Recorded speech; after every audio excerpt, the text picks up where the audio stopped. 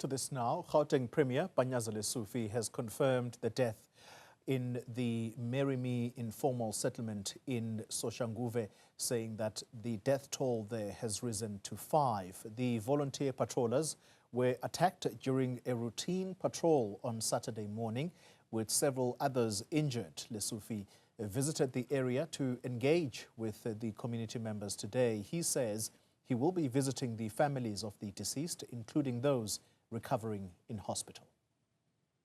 And the police updated the figures today that the number is increased from 4 to 5 because someone passed on after the incident.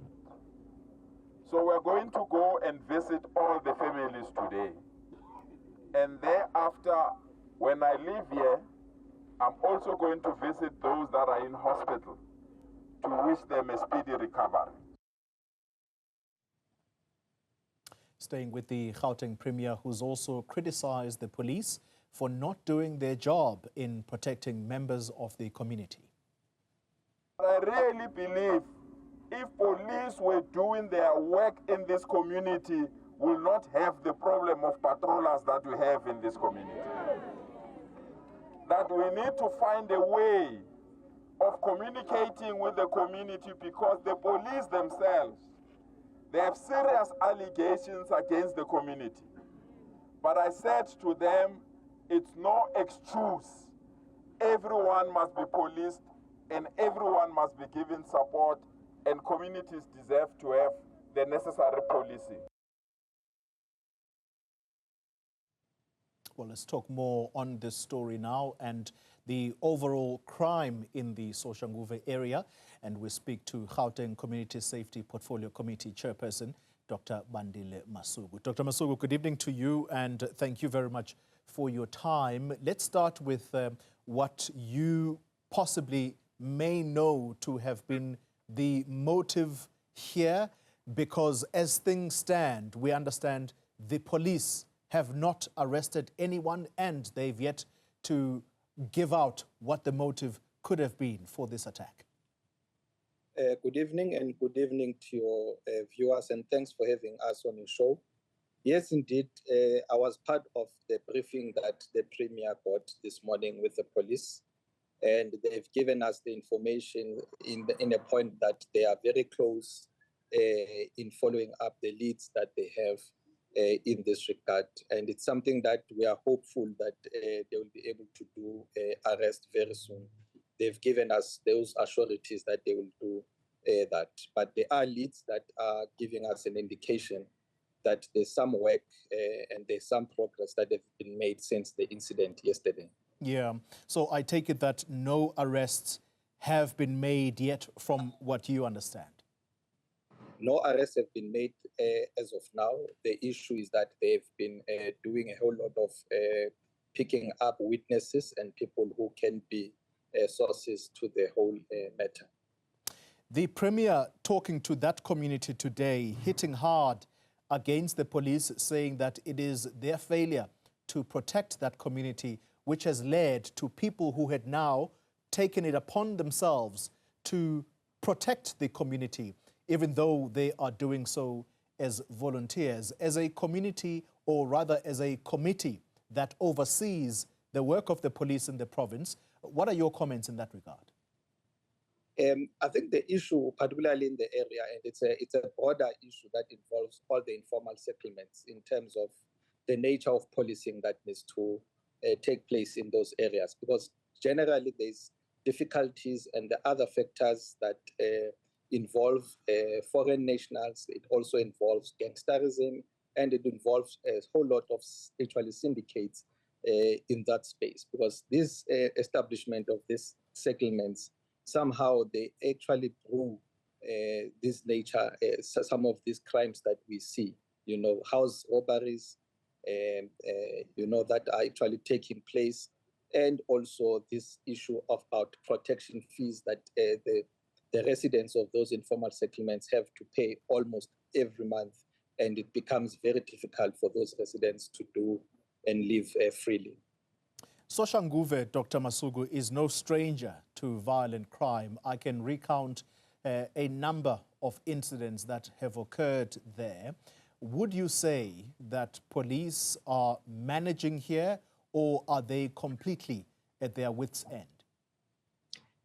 There is an indication, particularly from the community leaders themselves, who have indicated that the police sometimes lack capacity.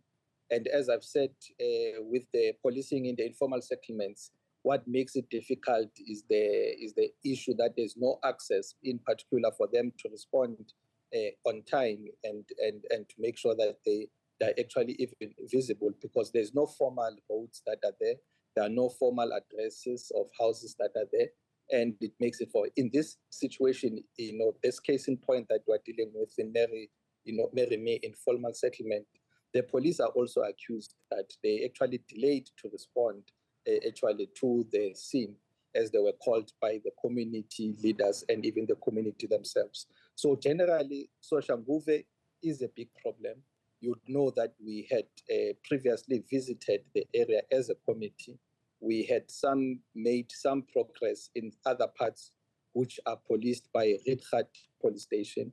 Of course, I think it's work in progress, but I think there's more that needs to be done by the police in the province to make sure that we're able to curb this, what we're seeing in Soshanguve in general. But the problems of lack of human resource, problems of resources themselves, like including issues of cars, are a big problem in that area. Just finally on this point, Dr. Masuku, the patrollers themselves, the understanding is that they were not CPF, as in Community Policing Forum, because if they were, there is then a link between the CPF, as we know it, and members of the South African Police Service. But in this instance, the understanding is that these were people who just came from the community and took it upon themselves to patrol the area, particularly at night. What happens in this instance where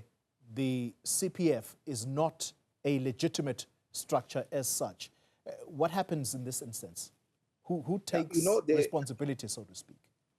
Yeah, the important part, Dolly, that we need to actually to indicate, to the communities out there, that it is very much important that our patrollers need to be captured in our database. They need to be verified on our database. They need to be vetted on our database. And that process seemingly normally takes a whole lot of time, and it actually discourages some of the people to actually register with CPF. But it's an important step that all our patrollers need to be recognized, and they need to register with the CPF, so that it makes it easier, as it were, for them to be able to call on the police for more backup and even work with the police. And this is something that we welcome as a committee, and we call on the community to do that. But in this situation, it's an important thing that the community agreed to do it. But there are other factors now that we actually discovered during the briefing itself, that the community decided to revive their patrollers, and then there's an issue of protection fee that residences have to pay to the patrollers, which sometimes make it difficult for the community to even accept some of the patrollers as part of their security. So it's an important thing that we need to call upon the community to do, that let's work within the framework and the legalities of our law to make things easier actually for us.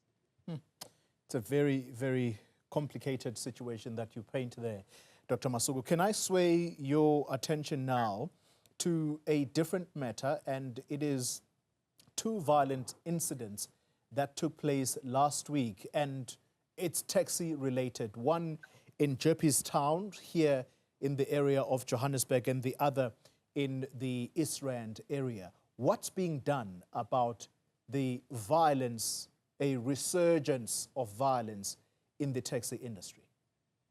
We are focusing on it as a committee to call upon the MEC, both the MEC of Community Safety and the MEC of Transport and Logistics, to give us their plan, because it's one of the threats that we have put on our radar, the issue of the taxi violence. It's not only those areas, I think it's also the area of Soweto where we saw a disruption of the Revaya bus actually service to the residents of Soweto. So we are focusing on it, and it's something that we need a proper report from the police.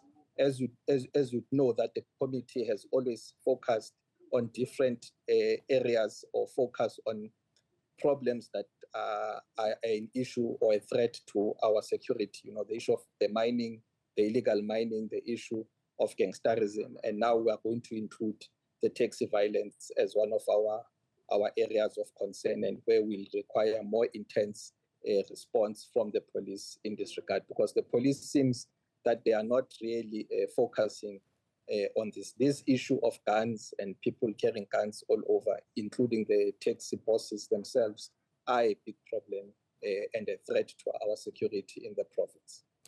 Can I push you a little bit more, Dr. Masuku, on this?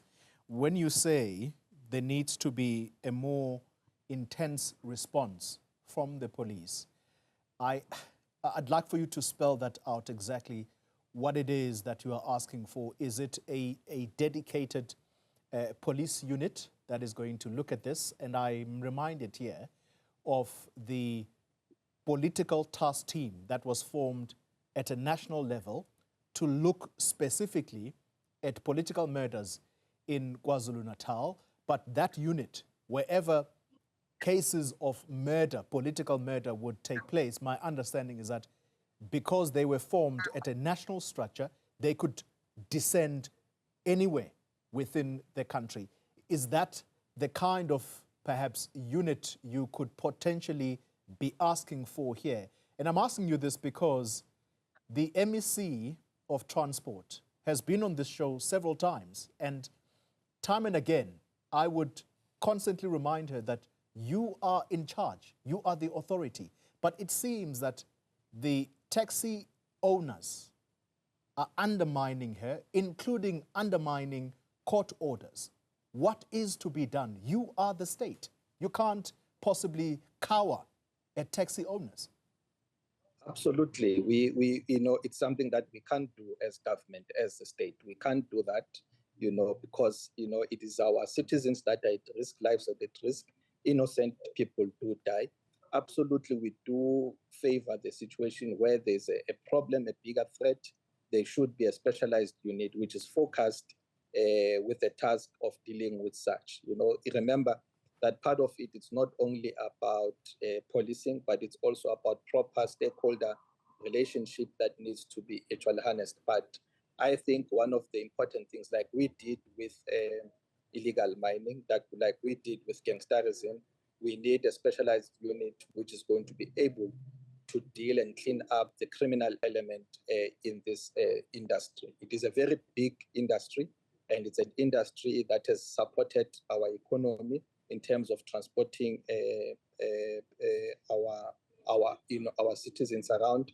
So it's something that, as a committee, we are going to impress upon the provincial commissioner in particular, to make sure that we are able to get a proper response. So what we also do, you know, if we call upon them to give feedback and report back on a regular basis, it, you know, the transparency that it brings about, it also give us a result where the police improve their functioning, improve their capacity, and they make sure that they're able to deal with it. But in this instance, it's something that we, like I've said, it's not only now on the taxi industry, it's something that we have been looking at it. And in the next engagement with the PC, the provincial commissioner at General Mtombeni, we are going to focus on the taxi industry, and we will give the public feedback on what is actually the interventions that they are putting in place.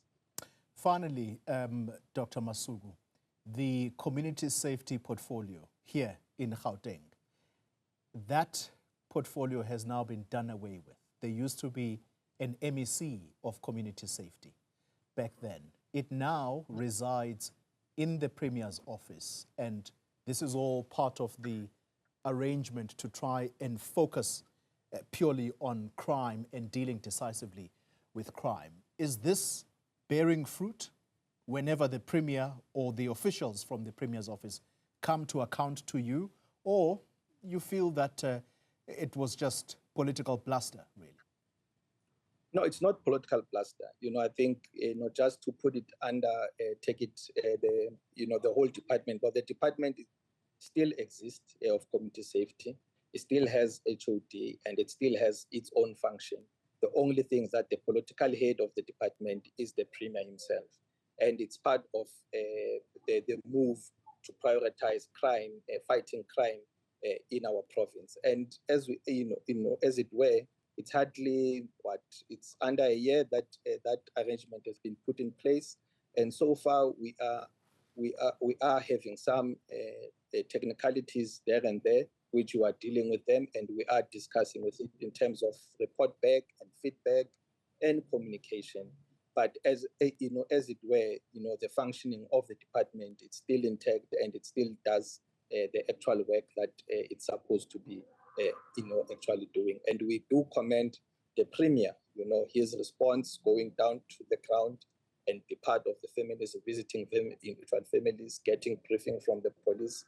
It's one such response that we actually, welcome. The only thing that we want in this situation, I think also the citizens of our province and of our country, we want to see results, so that it doesn't just become a publicity issue, but it also become an effective way of making sure that the police do their work and they are actually accountable. Dr. Bandile Masuku, thank you very much for your time, Chairperson of the Gauteng Community Safety Portfolio Committee.